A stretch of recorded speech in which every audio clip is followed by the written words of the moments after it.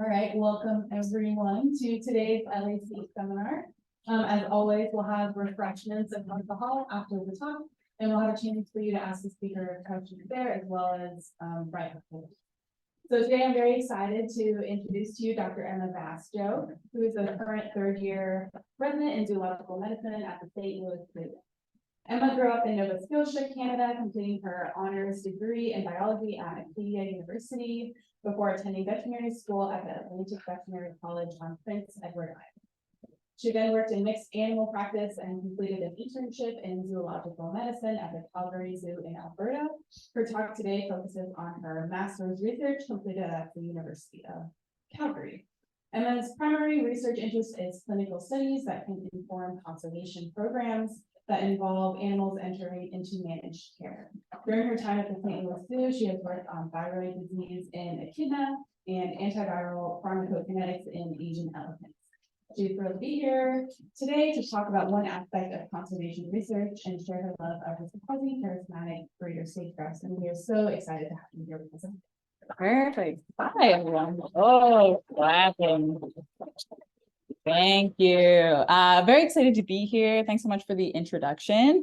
As mentioned, I'm going to be talking a little bit about my master's research, which focuses on microbiome work, but trying to kind of spread that out and talk a little bit more about conservation topics and how that relates. So I know there is probably a wide variety of knowledge in the room on microbiome. So we're going to start right at the beginning with a bit of an introduction. We'll try and all get on the same page before we go a little bit deeper. So although I'm sure most of you know, the microbiome is a term that's used to describe the diversity of microbial taxa within a specific environment. And these microbes colonize many niches in both vertebrate and invertebrate species, as well as plants. And its composition depends on a variety of both intrinsic and extrinsic factors, which can include things like the species, their age, their sex, their health status, their diet, historical treatments they might have had, their social interactions, and of course, their environment. And many species within the microbiome are commensals, and some even play a critical role in physiologic processes. And so far, research has primarily focused on the human microbiome, but this is a pretty hot research topic, as you might know. Animal-based studies are expanding all the time, though mammalian studies still significantly outnumber the studies that are done in other taxa. And of the studies that investigate the avian microbiome specifically, the large majority have come from domestic poultry. But the large variation in bird species and their ecology and their life history warrants a significant expansion into the scope of avian taxa that are being investigated, especially wild species. And you may be seeing more articles on this type of research coming out, even in the general media, like these articles here, and wonder, when should those working in species conservation consider the microbiome? And after some introduction with a slight focus on birds specifically, and then an attempt to make an overview of microbiome analysis interesting for you, I'll use the example of my master's research to discuss the role that the microbiome has to play in species conservation. So these communities of microbes are developed fairly early in life, with social species like humans and chimpanzees inheriting certain taxa from their parents. But in birds, development is also thought to be related to the nest environment and ingestion of regurgitated food and altricial species or adult feces when we have precocial chicks. Inheritance and genetics, environment, as well as diet are all known to be really important determinants of the microbiome in mammalian species, but which is more significant is still pretty hotly debated.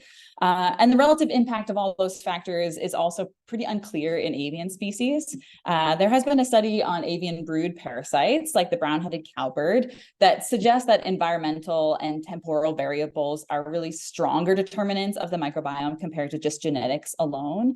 So here you can see a young fledgling. This is a brown-headed cowbird that's begging for food from its unknowing and much smaller adoptive parent, a Wilson's warbler. So researchers suggested that physical location, diet, and age were the strongest determinations of the intestinal microbiome over genetic predisposition based on species. So when these birds lay their eggs in another species' nests, those fledglings end up having a microbiome that's much more similar to their adoptive parents than they would just based on genetics alone. And a pretty common example of microbes aiding in digestion is that of the mammalian herbivore. Both hindgut and foregut fermenters, like horses and cows, use specialized chambers and microbial communities to digest plant material. But even in avian species, the gut microbiota can play a really important role in the digestion of food items. Several bird species have large fermentation chambers like those that are seen in mammals.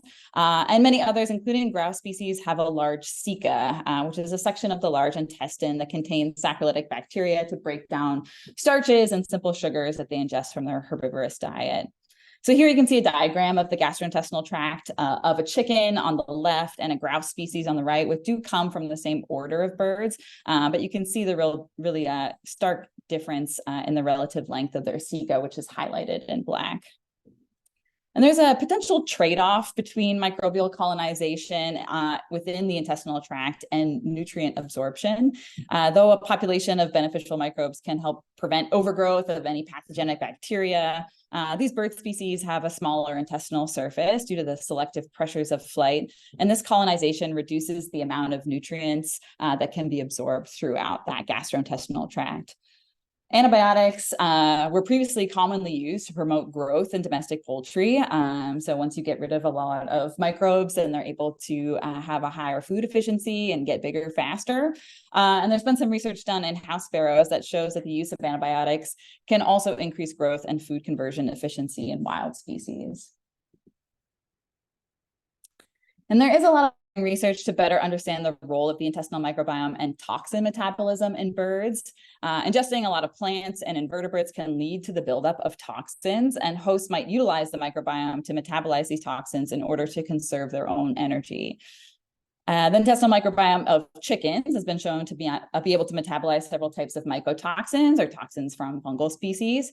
And the crop of the herbivorous foregut fermenter, this is the Watson that you can see here, has been shown to host a lot of bacteria that are capable of breaking down plant toxins.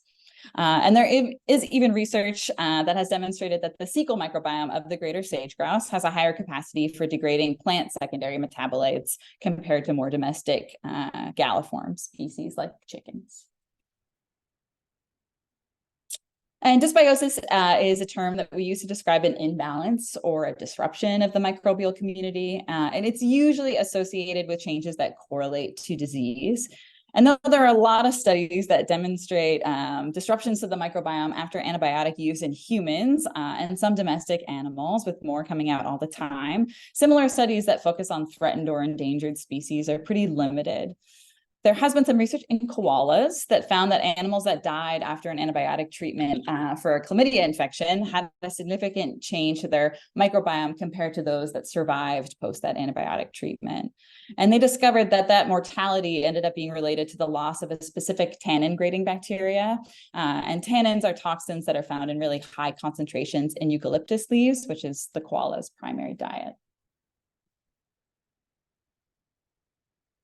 And part of my interest a lot is in studying the microbiome under managed care or in captivity. As we know, the list of threatened and endangered species is continuing to grow. So more focus is being placed on different conservation strategies to maintain and grow those populations.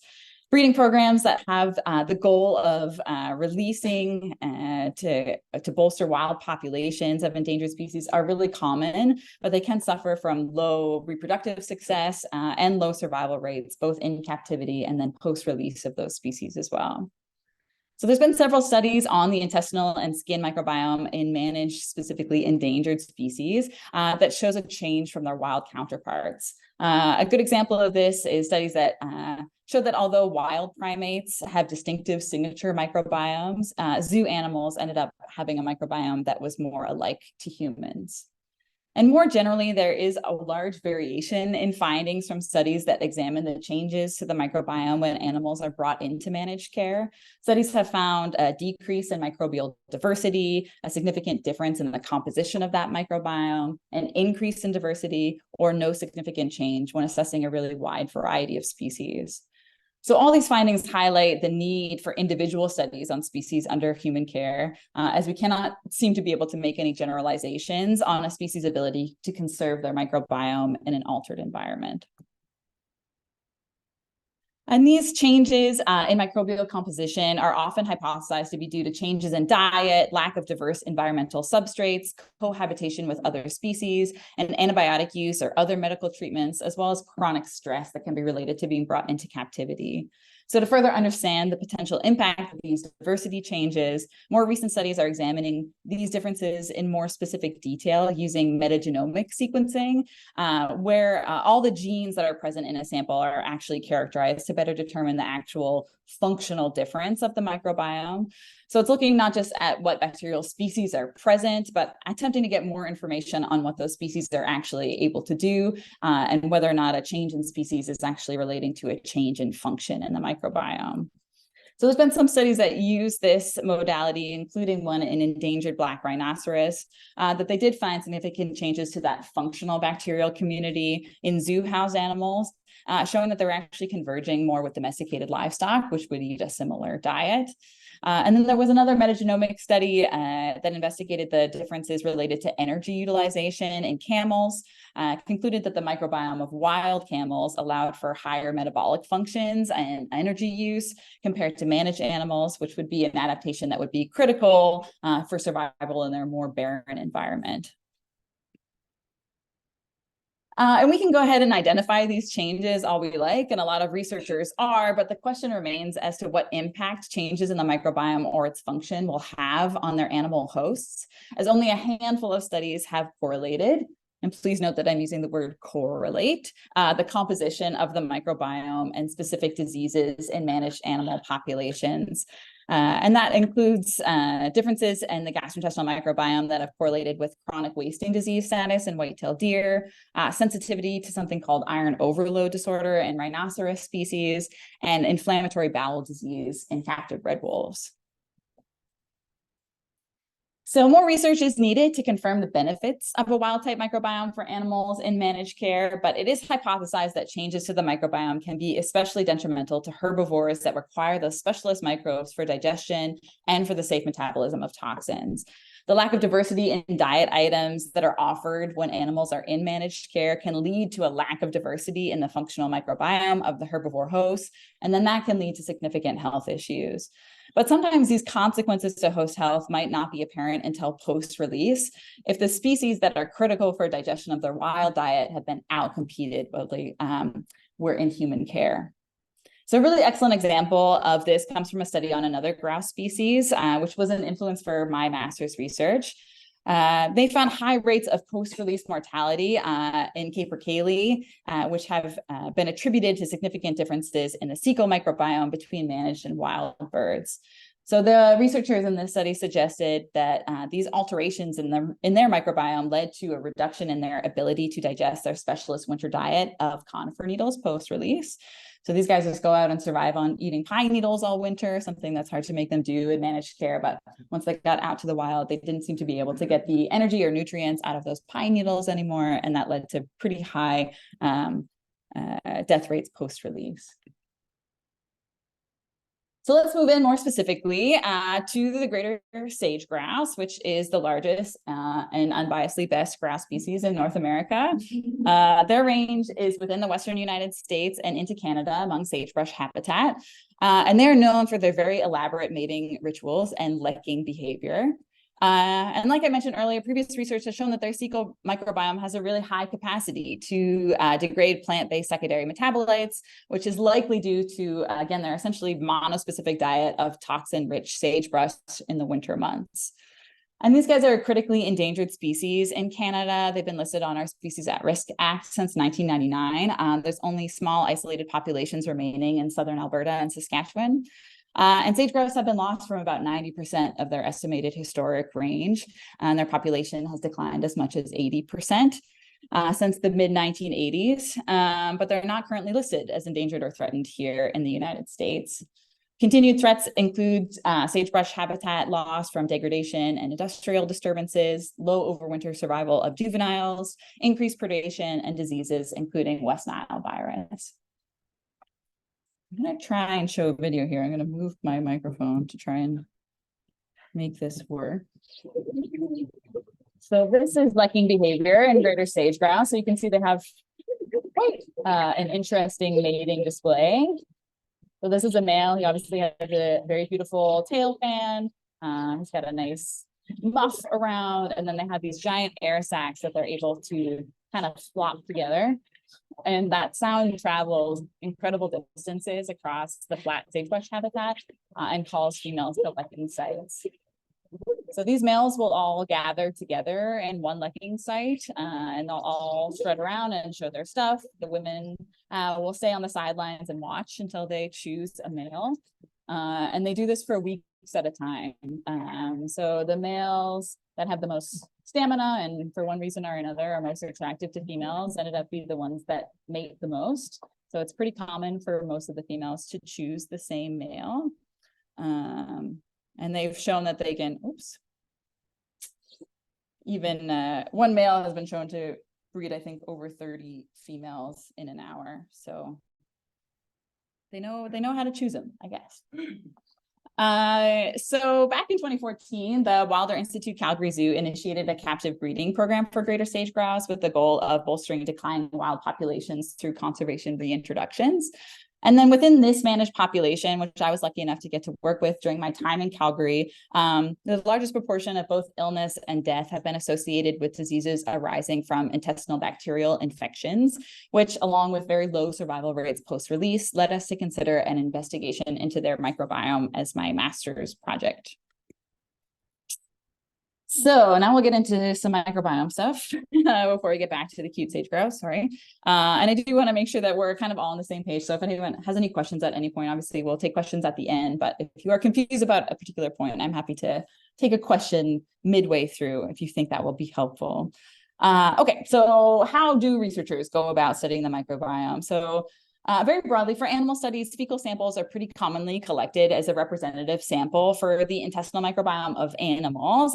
These are non-invasive, obviously, pretty simple to collect and pretty ideal for work with endangered species. But there has been some work that shows that feces might not thoroughly represent the relative diversity and richness of that microbial composition throughout the entire gastrointestinal tract. But this finding does seem to vary a bit between species. So in chickens and ostriches, fecal samples appear to be a pretty good representation of the microbiome throughout the entire GI tract. But unfortunately, there was a previous study done in sage grouse. So we do know that the cecal microbiome, so that big fermentation chamber they have, which is probably very important to their digestion, is not really fully represented in sample collections from the colon, which are likely the same as what we would be getting out of a fecal sample. So once you have a sample, you go ahead and get the DNA out of it, all the DNA, including all the bacterial DNA that's present. And there are a lot of different methods for DNA extraction, and that can yield pretty significant differences in how much DNA and what the composition of that is. And that can impact your findings. So that should be kept as consistent as possible throughout a study, or if you're looking to compare to a different one, you'd want to keep that the same. And then in terms of sequencing, there are a lot of different methods, which I alluded to a little bit in the introduction, but marker gene analysis is the most cost-effective and pretty commonly used method for animal microbiome studies. So this uses specific PCR primers for genes with a hypervariable region surrounded by a really conserved region. So the 16S RNA region is typically used for bacteria, and that really lets us get a pretty short sequence of DNA, but get us down to a species level a pretty high percentage of the time. And this marker gene sequencing, does require that you choose your specific primers, and it does have some amplification bias. There are 9 different hypervariable regions that can be targeted for sequencing. So again, your results are going to be dependent on that region and primer selection. So keeping that consistent is going to be important for data comparison. And then all the output from that sequencing is usually unique DNA sequences from that region. And these are called amplicon sequence variants, or ASVs. And then you can take that long list of letters that relates to a DNA sequence and then compare that to databases for taxonomic identification. And that can be done using just a reference database, or there are some machine learning approaches that can be used. Okay, so then once you have all those sequences in a giant table, what are you supposed to do with it? Which was my first question. Comparisons on the microbiome can be used usually using different measures of diversity. So this took a little while for me to wrap my head around, so I will try to explain it as best I can. Alpha diversity, which is a measurement of diversity within an individual sample, can then be compared between groups. So measurements of alpha diversity consider two main factors, which are richness and evenness. Richness is defined by the number of species that are found within a sample, and evenness relates to the relative amount of each species that's present. So with this example shown here, you can imagine that each box is the gastrointestinal tract of an animal. So both boxes have the same species richness if they're identified by those little triangles. So there's 5 different colors, so they each have 5 different species. But species in animal A are more evenly distributed than species in animal B. So A would have a higher species evenness, even though their richness is the same. So different measurements of alpha diversity will typically bias one factor over another. In my research, I make comparisons using measurements of just observed diversity. So how many species are present in a sample. Shannon diversity, which considers both factors, but biases slightly towards richness, and Simpson, which biases slightly more towards evenness. And then where alpha diversity focuses on measurements of community variation within a particular sample, beta diversity actually quantifies the similarities or dissimilarities between different samples. And in this research, I used 3 different measurements of beta diversity, which can also be described as community structure or community composition. So Atchison's distance, which uses log transformed measures of abundance, which will kind of just decrease your bias. And then 2 unifrac methods. And these are a little bit different in that they are phylogeny based. So they consider how closely related bacterial species are to each other and account for that degree of divergence between different sequences. And unifrac methods can be both qualitative or quantitative if they decide to take in the relative abundance of those bacterial species. So for example, if this is a phylogenetic tree of some bacterial species, unifrac measures would consider the distance between B and C as less than the difference between B and H, whereas measures like Atchison distance and some other measures you might have heard like Bray-Curtis would just say those are different species, so they're different, and those that's not taken into consideration.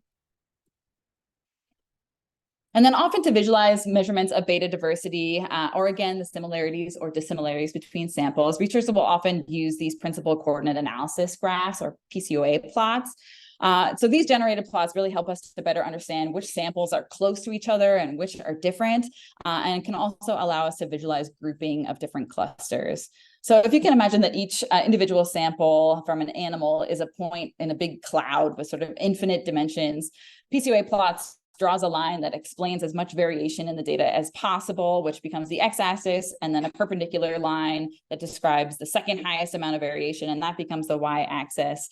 And it uses a bunch of linear combinations of data to represent descending amounts of variation, but we're generally just interested in those first 2 because that's what you can see on a piece of paper. So the example shown here comes from a study that compared the microbiome of wild and domestic turkeys. These plots are based on weighted and unweighted unifrac. So A is weighted and B is unweighted. And you can see that despite coming from different flocks, the groups really cluster according to their status. So whether they're wild, whether they're on a hobby farm, or rather they're more of a commercial based farming situation, and these cluster based on farm type, even within the domestic population. So that can just really help us visualize the data and helps us kind of get the information out there. Okay, that's all I'll talk about for that for now.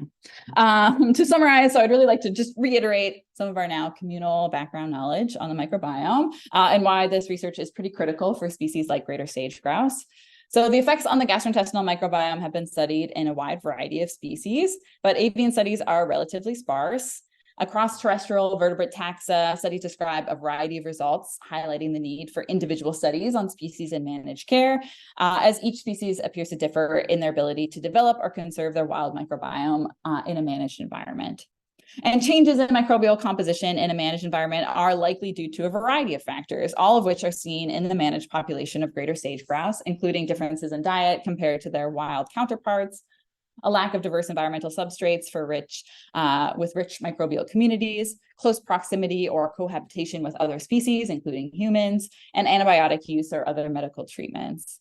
And remember that changes in the microbiome related to captivity can be especially detrimental to specialists and to herbivores that may require really specific microbes for digestion and the safe metabolism of toxins.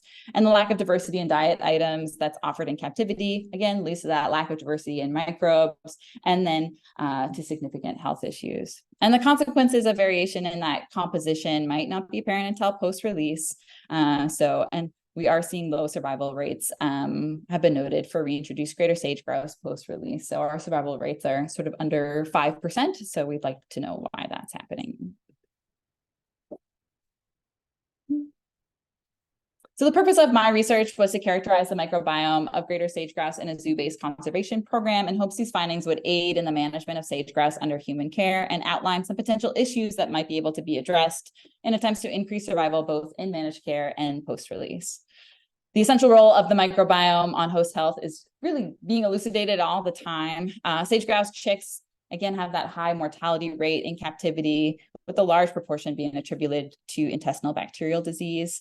So we hypothesized that once it was understood, the intestinal microbiome of captive sage grouse could be further studied and managed, and that more information on the GI health of the species could really influence our ability to bolster those declining wild populations, which are continuing to go down. And considering all these potential benefits, the link between health and the microbiome is a really valid research question in vulnerable species and does complement all those conservation strategies we already have. So I wanted to characterize the gastrointestinal microbiome of adult greater sage grouse, as well as through development in sage grouse chicks, assess for correlations between changes in the microbiome with antibiotic use and chick management strategies, and then finally compare all of those managed samples to sage grouse that are free-ranging in the wild environment. So the population at the Wilder Institute Calgary Zoo consists of about 50 to 60 breeding adults. And at the time of the study, it was aiming to hatch out about 200 to 250 chicks per year. All birds are getting a pretty similar diet. They get a commercially available dry pellet, which is supplemented with leafy greens, vegetables, and insects. And then dried sage is offered in bundles when it was available. Juveniles leading up to their release undergo a diet transition over a period of about 4 to 5 weeks, where their pelleted food was slowly kind of taken away, corresponding with an increase in vegetables and legumes. And then birds will also introduce to fresh sage in the last 2 weeks. Our sample collection began way back in June of 2020, with at least one fresh sample being collected monthly from adults and weekly from chicks for about 6 to 7 weeks, with priority given to fecal samples that were collected out of clean crates that you can see me doing, which I did every day for a very long time. And chicks are managed in 2 different ways. So eggs are either collected and incubated and then raised by animal care staff. If you take eggs away from broody sage grouse hen, she will often double clutch. So we're trying to get as many chicks out of them as possible. So we'll take one clutch, raise it ourselves, and then leave her with a clutch to raise on her own. And then group samples were also collected from juveniles just prior to release in the fall after being moved out to soft release pens in native habitats. So we really wanted to ensure that as much variability as possible was accounted for these samples. So a lot of details about each sample collected were also recorded, including the date and time, the substrate which we collected the sample off of. Samples from both adult and juvenile chicks were also separated into a binary variable to indicate their exposure to antibiotics, which we thought would likely be pretty important. Juvenile samples were separated based on any previous antibiotic administration they'd had over their whole life. But unfortunately, we've had some issues with our adults in the breeding flock. So there is not a single one who has never had antibiotics in their whole life. So antibiotic exposure for the adults was defined based on whether or not they'd had antibiotics within the last 6 months. And the date of their last dose was also recorded. Juvenile samples were also placed into another binary variable for management type, like we talked about, hen raised versus hand raised, and then grouped into 5 different age cohorts, which would facilitate some analysis down the line.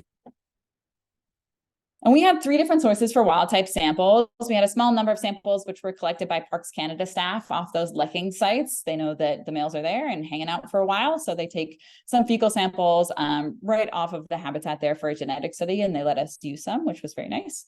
And then the Wilder Institute Calgary Zoo research staff were able to collect some samples opportunistically from wild animals while they were tracking our released birds.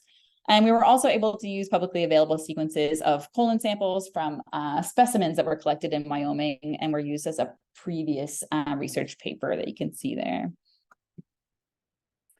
So I tried really hard to extract DNA from these fecal samples. I can't tell you how hard I tried. But we consistently got really low DNA concentrations. So due to the low success rate and ongoing supply chain issues from a worldwide pandemic at the time, I don't know if you've heard about it, the remaining samples were plated and then shipped to a sequencing facility for analysis. And I really hoped that leaving the DNA extraction to the experts would improve our results, but unfortunately that was not the case. After PCR amplification of V4, the fourth variable region, of that 16S RNA gene to look for bacterial species, it was noted that only about 35% of my samples were successfully amplified, likely due to low DNA concentrations after initial extraction. And if you've ever been a master's or a PhD student, you just know how sad that is. PCR products from all those samples were sequenced on Illumina MiSeq platform at a place called Genome Quebec. And then the output from all that bioinformatics was a table of sequences. So essentially we just had a big table of DNA sequences that each represented a different bacterial species. So I used R for all of my data analysis. We made comparisons of alpha diversity using some linear models or linear mixed effects models.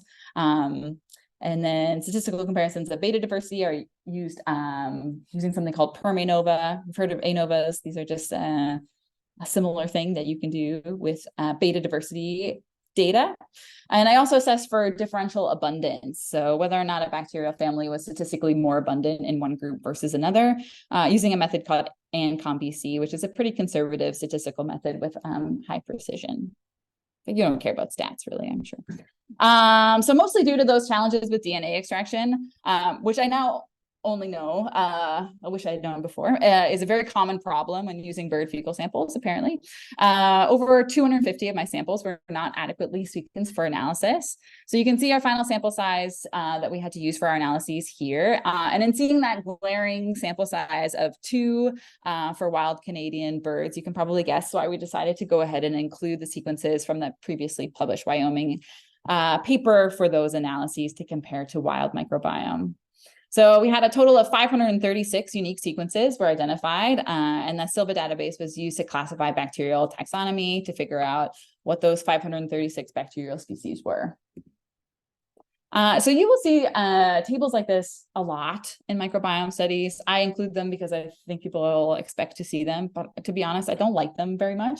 It's a nice visual representation of the data, but it's not a statistical test. And even though you might be thinking you're picking out patterns with your eyes, you don't know if those are significant or not. So put this up because I'm sure there's someone that would like to see it. This is just showing all the different phyla that we noted within our samples. So we had 14 in total present between all the sequence samples, and the relative abundance of the 8 most abundant phyla are shown in the bar plot.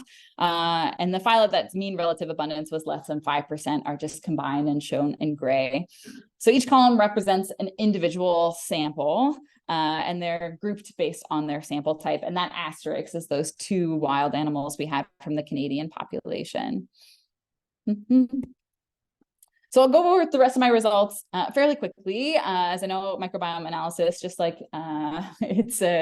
statistics is a little technical, and then we'll move right into discussion, which I'm sure you'll find more interesting, hopefully. For adult samples, we did not find any difference between males and females in managed care. So even though they look a lot different, their microbiomes do not. Surprisingly, I found that antibiotic use did not have an impact on alpha diversity measures for either juvenile or adult samples. For juveniles, there's also no significant difference in any measure of beta diversity between chicks that have been treated with antibiotics and those that had not. So not only do they have the same number of bacterial species, their composition really isn't that different either. For adults, there was some small differences in some measures of beta diversity. This PCOA plot is for Atchison distance of the adult samples only. But remember, all of the adults had been treated with antibiotics at some point, and the lighter colored group just represents samples from birds that hadn't been treated in the last 6 months. And when I show you these PCOA plots, you will see these ellipses that are kind of drawn around, and those represent the 95% confidence interval. But there was no significant difference when we looked at weighted unifrac distance for adults, which again, the measure that considers both abundance and the phylogenetic relatedness of bacterial species present, which is also typically called community composition. So that wasn't different. And then when we looked at whether or not there was any bacterial families that had differential abundance, we found that there was none between those two groups. Management style of chicks did appear to have a significant impact on beta diversity, but when we looked at alpha diversity, we didn't see a difference, although there was a little bit of a trend of increasing diversity with increasing age. But again, significant for beta diversity, and this plot shows the weighted unifrac measure between management types, with the light blue indicating chicks that were hen raised and the dark blue indicating chicks that were hand raised. And then when we did differential abundance, we found 14 bacterial families that were more abundant in hen-raised chicks compared to those hand-raised chicks. And then when I compared adult and juvenile samples to each other, overall, there was no significant difference in alpha diversity, but a significant difference in all measures of beta diversity. And because management seemed to have such a strong effect on the microbiome of juveniles, I also looked at differences in beta diversity between captive adults and juveniles and assessed that further based on the juvenile management type.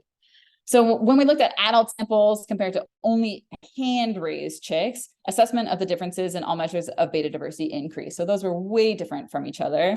But when adult samples were compared to only hen-raised chicks, all those differences got smaller.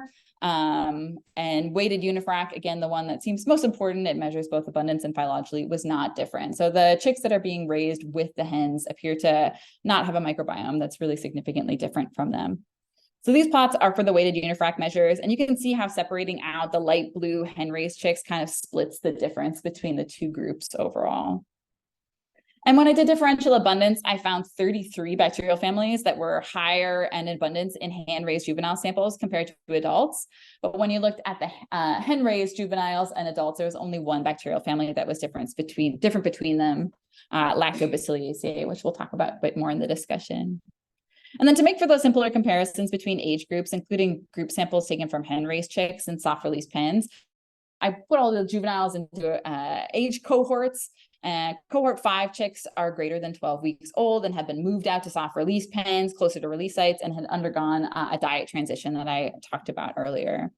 And so this is a violin plot of pairwise weighted unifrac distance between captive juvenile age cohorts, all compared to adults, where lower values of distance indicate a more similar bacterial community. So there was a difference between cohorts 1, 2, and 3 compared to adults. But when we looked at 4, when they're getting to be closer in age and living with adults, it kind of seems to converge a little bit. But then after we do a diet transition and send them out to soft release pens, it ended up being more different from adults again. So I know it seems pretty subtle there, but as the lines kind of scurch towards the bottom, they're getting more similar to adults. There was no significant difference in alpha diversity between managed adults and wild sample. So same number of bacterial species present in those groups, but beta diversity was significantly different. And those in the wild were tended to kind of cluster together. So this is assessed using Atchison distance, weighted and unweighted unifrac distance. They're all very different. Atchison distance is here in A and unweighted unifrac in B. And you can still see that really significant clustering of groups. But again, the sample size for the wild Canadian population was too small for confidence intervals, but you can see those two purple dots kind of hanging out with each other here. And this is just a good visualization of those differential abundance statistics I've been talking about. So this is at the family level, and we're comparing captive adults and the Wyoming samples. So we're seeing a significant difference in the composition of the microbiome. So only 2 families, Clostridiaceae and Enterococciaceae, were more abundant in captive adults, but over 25 families were more abundant in the Wyoming samples. And because that cohort of oldest juveniles that had been moved out to soft release pens and had that diet change were found to have significant difference from adults, we looked at them compared to wild samples as well, just to see if we were having any luck converging them with wild samples with what we were doing with their management before they got released out. But these oldest juveniles were also compared to our wild samples and Wyoming samples, and were found to be significantly different. So again, Acheson distance here in A, an unwooded unifrac in B, and you're seeing those clustering of groups with those juveniles all by themselves and not really converging very well with the wild type microbiome. Okay, so let's get on to discussion, more bird pictures instead of graphs, right? So as expected, there was no difference in the microbiome compared male and female adult sage grouse. So this does contrast with the study on thick-billed murres. They found a really big difference in the microbiome, but they know that these animals have very different feeding strategies during the breeding season. And our adult sage grouse are fed a very consistent diet with no difference in access between males and females. So the consistency about the diet and the environment appears to be a pretty important contributor to the composition of the microbiome, especially over differences based on sex in this species. Further studies can focus on increased sampling during the breeding season and nesting period where things might be a little bit different, and then also assess that with wild animals to assess if varied diets could better determine the impact of these behaviors and if circulating even sex hormones contribute to the microbiome. So although reductions in the diversity of the microbiome are very commonly noted with antibiotic use in other animal species, effect was not synced in either adult or juvenile samples in this study. So a lot of previous research has hypothesized that differences between captive and wild populations for different avian species, including turkeys and red crown cranes, might be related to antibiotic use. We didn't have any evidence for that hypothesis in this study. There has been some other bird studies that have seen these differences when they use different sampling techniques. So if you're looking at maybe actual intestinal samples, you might be able to point out those differences a bit better. So doing a different sampling technique might be more informative in sage grouse when we're trying to look further for the impact of antibiotic use. And like we talked about, those studies on brood parasites, and they've also done a lot of cross-foster studies in birds, suggest a pretty strong impact of environment, diet, and parental care on the development of the microbiome. And these findings were very well supported with a study with management having a really significant impact on the microbial community and structure in captive juveniles. And those 14 bacterial families that were more abundant in hen-raised chicks included a family called Micrococciaceae, and that contains the genus Arthrobacter, and that is hypothesized to be a contributor to detoxification of sage from a previously looked at sage grouse study looking at the cecal microbiome. So it's more abundant in hen-raised chicks than hand-raised chicks, and that might be a really important microbial species for them. And measures of alpha diversity did change over time in juvenile sage grouse. We saw increasing numbers of bacterial species as they got older. And this increase in species richness is associated with increasing age, is really consistent with other avian research, though comparison with adults and juveniles in general does vary a little bit. And the lack of differences in alpha diversity in juvenile and adult samples noted in sage grouse have also been described in a couple of other studies in Watson's and in Kakapo. And these differences compared to other studies might be related to diet, their life history traits, or the variety of ages that are included in the sampling. Studies where a significant difference was noted often included only pretty young chicks, so less than 4 weeks of age, whereas this study and the other studies that had similar findings included juveniles over a wider age range. So that might have included animals that have further intestinal and immune system development, making them more similar to adults overall. So when you see those changes in community composition over chick development, we saw that with the beta diversity changes, and comparisons to adults based on age cohorts suggest that gastrointestinal microbiome of juveniles between about 7 to 12 weeks of age is starting to converge with adults. And that's also when the hand-raised and hen-raised chicks start to live together. So that might be influencing that convergence as well. And there's lots of compositional changes in the microbiome, again, within the first 2 weeks of development. Unfortunately, with our smaller sample size than expected, we only had about 10 individuals within that age range, but had a really wide variety of species richness. So we had a sample that had only 10 bacterial species and a sample that had 120 bacterial species present. So future studies could increase on sampling in that age range. That would better determine the microbial community shifts as they relate to development and to better inform potential strategies for early interventions. If the microbiome is already shifting a lot at a particular time, we might be able to use that advantage to kind of manipulate it as much as we'd like. So then when we took up the incubated and hand-raised chicks from comparisons, there was no longer a significant difference in community structure. Differential abundance testing also assessed for those families and found lactobacilliaceae, and that's been known to increase weight gain in domestic chickens and ducks, so it's probably just related to periods of rapid development and might be seen normally in wild species as well. And then when we looked at comparing adults to incubated and hand-raised juveniles, the number of bacterial families found in higher abundance in chicks increased to about 33.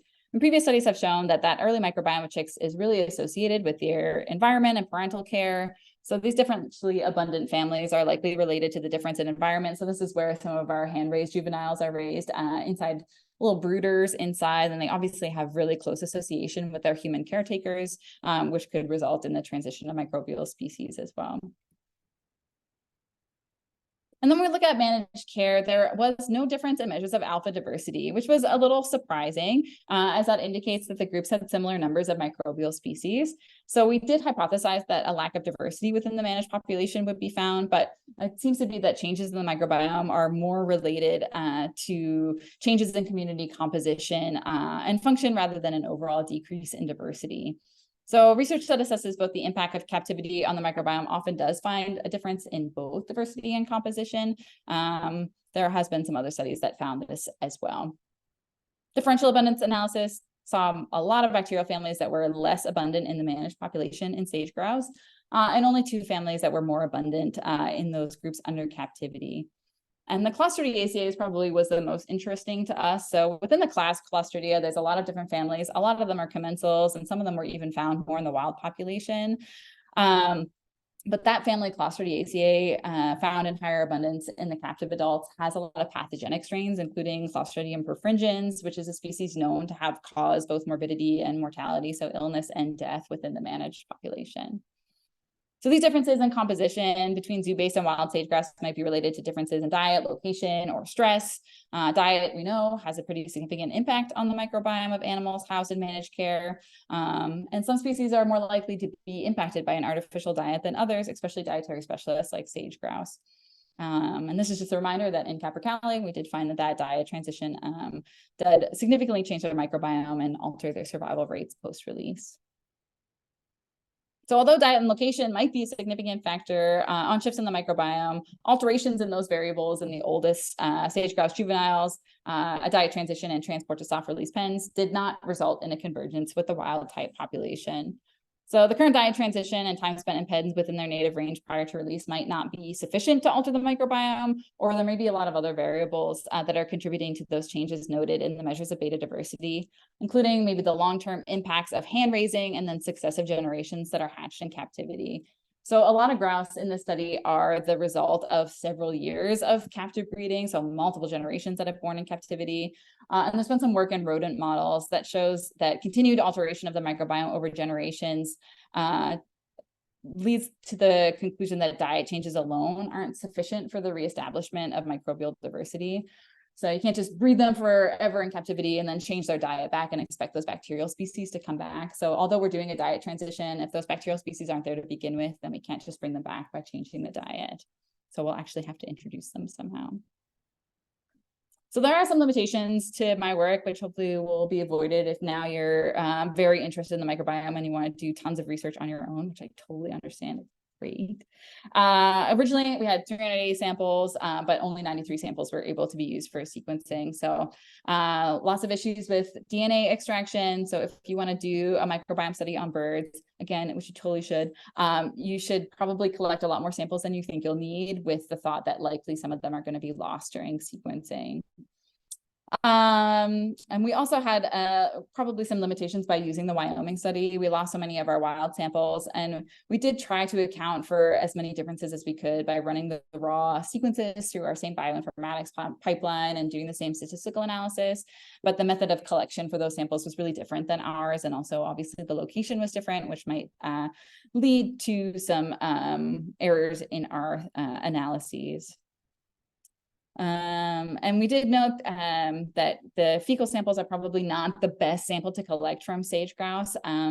They do pass something called cecum feces once a day or once every other day.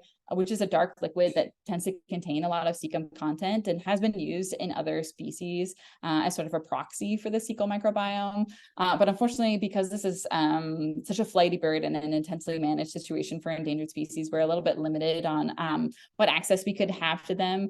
And because there was already fecal samples collected from the wild Canadian population, we wanted to keep that consistent. And we also only focused on bacterial species in this research. As you'll read more and more about microbiome, which I'm sure you will after this. Protozoal species, we know have a role in mammalian herbivore digestion, so probably also have a role in avian herbivore digestion as well. And archaea and fungal species might also contribute significantly to the gastrointestinal microbiome and should probably be assessed as well. So further research that I can suggest, if anybody really wants to be a master's student in Calgary, it's great. You can talk to me afterwards, so I'll hook you up. Though there were some similar levels of microbial diversity between managed and wild type samples, the composition of the fecal microbiome really did differ significantly and might be related to the overall health and survival of grouse, both under human care and post-release to wild habitats. So in future research, we should focus on increasing sample size, as we talked about, especially for wild samples from the Canadian population. We really want to explore the relationship between an altered microbiome and that high prevalence of illness and death in the managed population, especially from Clostridial enteritis, like we talked about. And then going ahead and doing metagenomic studies to also figure out if these alterations in the bacterial community are influencing that low survival rate we're seeing post-release, either by a decreased abundance or total absence of the bacterial species that are needed for digestion and detoxification of their specialist winter diet, sagebrush. So if we can figure out what bacterial species is involved in sage detoxification within the wild Canadian population, then that could help guide treatment and manipulation of the microbiome in managed care with the goal of increasing sage grouse survival.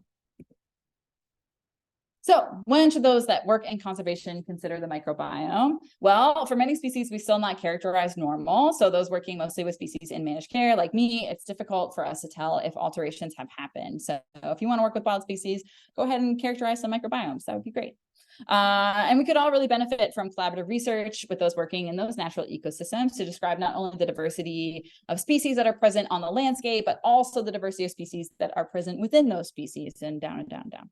And as zoo veterinarians, we consider that many species appear to have adapted well to their managed environment and diet and have no intention of leaving. So maybe it doesn't matter that their microbiome is a bit altered, but there are some species in human care that suffer really commonly from diseases that are not seen in their wild counterparts. So some alterations of the microbiome may be having an impact on host health, and those should be further explored. And as a final point, please remember that microbiome research can be a very excellent complement to conservation strategies, and researchers should consider characterizing the microbiome when new species are brought into managed care, especially if those species are in breeding for release, head starting, or translocation programs. Our work would have been much easier if the healthy wild type microbiome of Canadian greater sage grouse was already well described. So if we had thought to collect samples as we brought those animals into captivity for the first time, this work would have been a lot easier. And preserving the diversity of the microbiome in human care might significantly improve the viability of reintroduction successes for managed populations like sage grouse and many other species. So I'd like to quickly thank the Alberta Conservation Association and the University of Calgary for funding my master's project. Big thank you to my committee, collaborators, and all my current coworkers at the St. Louis Zoo for listening to this presentation and its multiple iterations over and over and over again. And I would very happily take any questions, and my email address is there as well if you'd like to get in touch for any reason.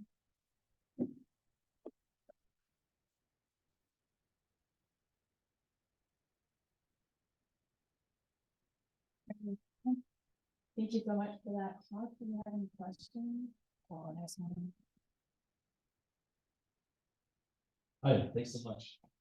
I have a question. What do you think is more important for the vertical transmission of the microbiome from parents to offspring? Either stuff like parental provisioning behavior or other stuff like the microbiome of the eggshell? Yeah, so there's been some work in birds that show that a lot of birds come out of the egg with almost no microbiome at all. So it's likely post-hatch that's most important.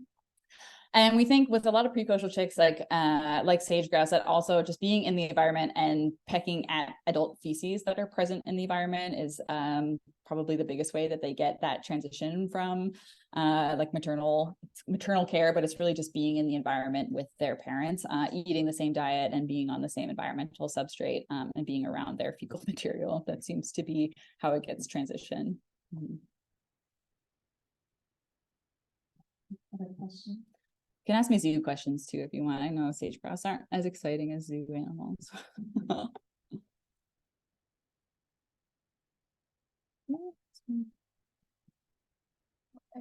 are the main differences between what are the main differences between captive raised and wildlife? Mhm. You're actually using that to use antibiotics. Why you think that you have like a more pathogenic fungus in captivity?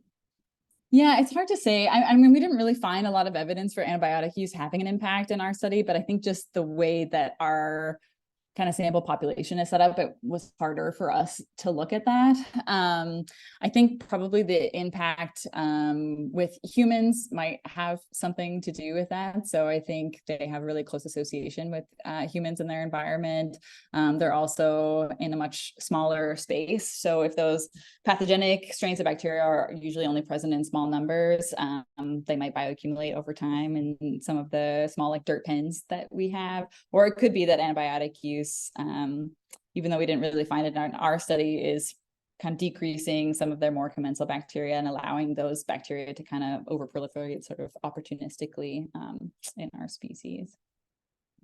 For the antibiotic use, are we talking about broad spectrum antibiotics? I mean, which antibiotics are being That's a looked good, at? that's a good question. And also, is there a period of time between antibiotic treatment and when you took the samples? Yeah, so that was something that we really wanted to look at, but with our sample size afterwards, we weren't able to kind of further break them up into small groupings. Typically, you know, I at least wanted to break it up into, like, we use both oral and injectable antibiotics and different types, different groupings. I had recorded what type of antibiotics and when their last dose was in hopes to include that in our statistical analysis, but we just weren't able to break them up into further groups, unfortunately. More sample size. Classic answer. I'm sorry. I have a question. Yeah. Since you said that birds can get the microbiome from their parents, Mhm. in the feces, can you just take feces from wild animals and put them in the zoo? Potentially, yeah. And we do try with our hand raised animals. We have started bringing in wild, or not wild, but feces from the adults at least, and putting that in with them. We've also kind of increased our proportion of animals that are being hen raised to see if that can improve our survivability.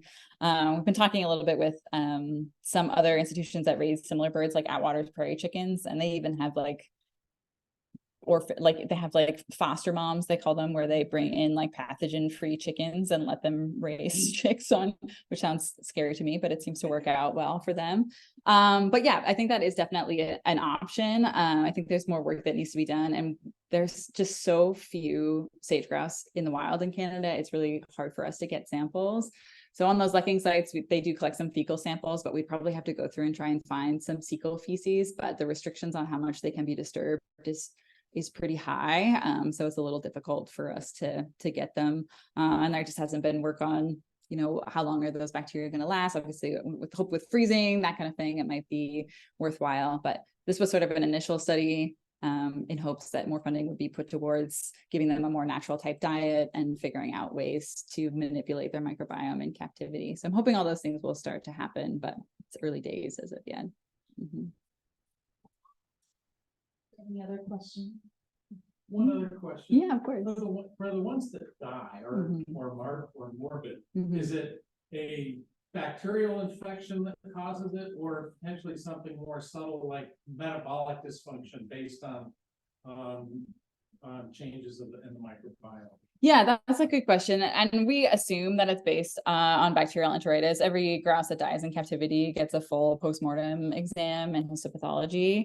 When we are culturing kind of known pathogenic bacteria out of them, either Clostridium perfringens or some other species that are known to cause enteritis. And they do have like really clear inflammation associated in their GI tract on histopathology. So our assumption is that they're getting some sort of overgrowth of bad bacteria that's leading, and the clinical signs fit with that as well, leading up to death. And some of them do respond to treatment, but it seems some of them, we don't catch them quite early enough. But the ones that are hen raised seem to do better. We have much less proportion of morbidity or of illness and death in the hen raised ones. So the fact that their microbiome is different is like, oh, it's interesting. Mm-hmm. All right, thank you so much, and please join us across the hall for refresh. Thanks, everyone.